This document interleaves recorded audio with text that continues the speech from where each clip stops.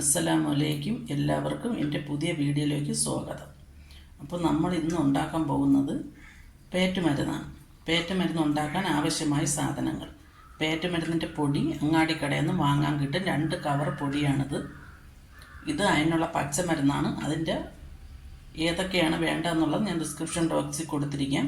കരിപ്പട്ടി കാപ്പി, 1-ാം പാല്, 2-ാം പാല്, തേന്, നല്ലെണ്ണ, നെയ്യ്. ഇത്രയും സാധനങ്ങളാണ് നമുക്ക് വേണ്ടത്.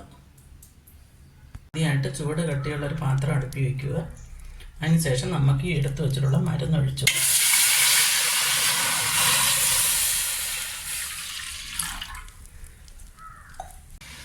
മരുന്ന് ഒരുവിധം കുറുകി വന്നതിന് ശേഷം മാത്രമേ നമ്മളെ കരിപ്പൊടി കാപ്പി അവരവരുടെ മധുരത്തിനനുസരിച്ച് ആവശ്യത്തിന് ഒഴിക്കുക.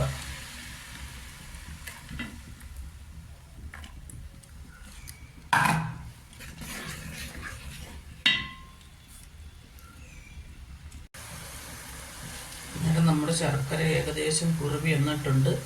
നമുക്ക് 2-ാം പാൽ ഒഴിച്ചു കൊടുക്കാം.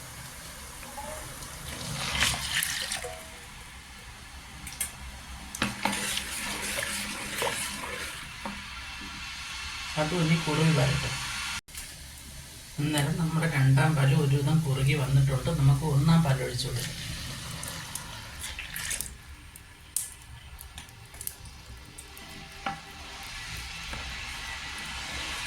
ഇനി അതും നല്ലതായിട്ട് കുറുകി വരും. അതിലേക്ക് നമ്മൾ എടുത്തു വെച്ചിട്ടുള്ള പേറ്റുമരുന്ന് ഇട്ട് കൊടുക്കും. എന്നിട്ട് നല്ലതായിട്ട് ഇളക്കി കൊടുക്കണം.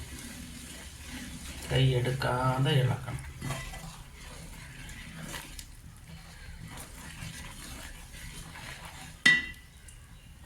ആവുമ്പോൾ നമുക്ക് 100 ഗ്രാം നെയ്യ് ഒഴിച്ചു കൊടുക്കാം.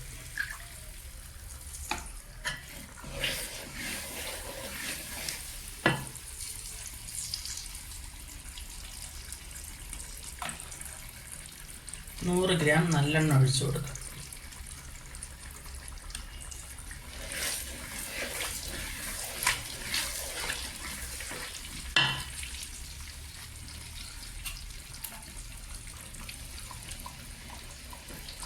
ഇതെല്ലാം നല്ലതായിട്ട് ഇളക്കണം.